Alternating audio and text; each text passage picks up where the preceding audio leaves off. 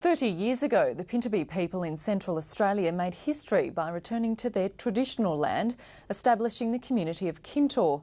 The Pintubi were one of the last Aboriginal groups to have contact with white Australians. They had been settled in Papunya, but in the early 1980s, the Pintubi decided to return home. At Kintor, the community recently celebrated its 30th birthday, and Tom Nightingale went along to the celebrations.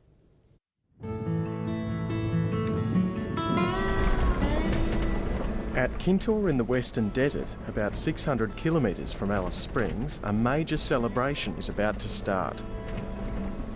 It's 30 years since the Pintubi people returned to their traditional land. This is a settled down country.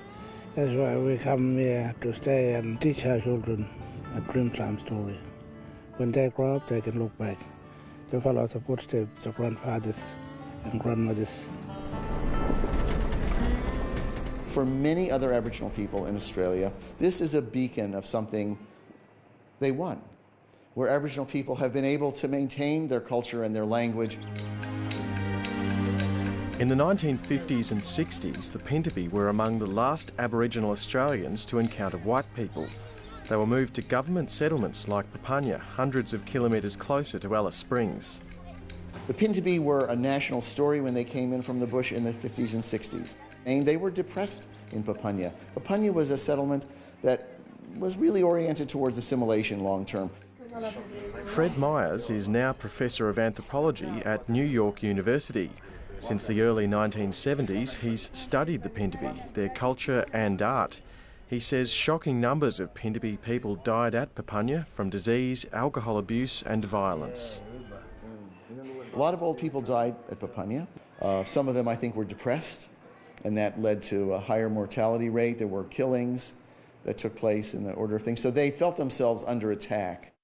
There was Walbury, Aranda, Pintubi, and Majiri. That's why they couldn't live there, because a lot of problems going on.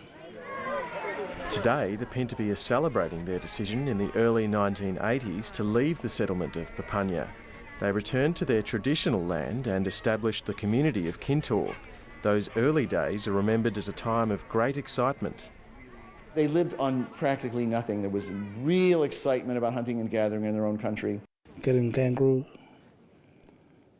kawana, ustaga, they was pretty happy.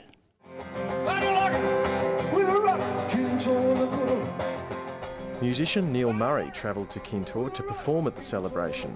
In the 1980s, he worked as the first school teacher at Kintor. He says establishing a community was tough. We just had school under a tree, you know, and conditions were pretty harsh here. But gradually, buildings were built and the store was improved, things like that. More services arrived at the clinic. Today, Kintor is home to about 450 people. The community has developed a thriving Indigenous art business. Their attachment to their culture was reflected first in their art, and the support that they got for their art and the response to it, no question, buoyed their hopes that their culture had something of value, that it could be sustained. We're going to get a township elsewhere in Australia of this many people that has this many artists and has supported an art movement that's generated, you know, an economy that's been able to help provide services here, you know. Art sales have funded a swimming pool and the community's own renal dialysis centre. Western Desert Dialysis now also services 4 other communities. The unit has enabled those suffering kidney disease to remain at Kintor.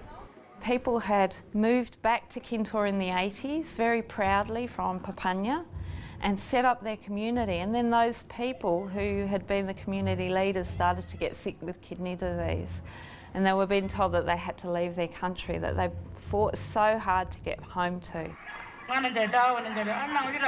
For all the local pride, Kintor hasn't been immune to trouble. Lack of adequate housing and real jobs is an issue. Building up more houses because they are crowded.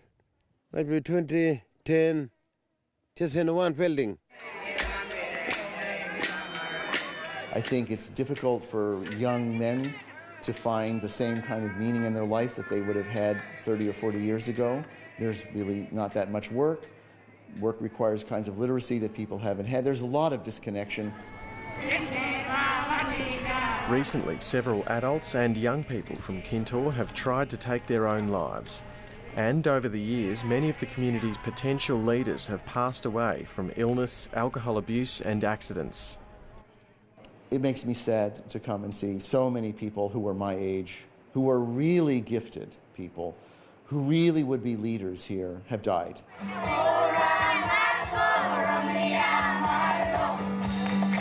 Kintore's elders say the community's future rests with the next generation, and they hope this celebration encourages the younger Pintubi to build on their legacy. Let the young people to look after this place. We want something to grow here.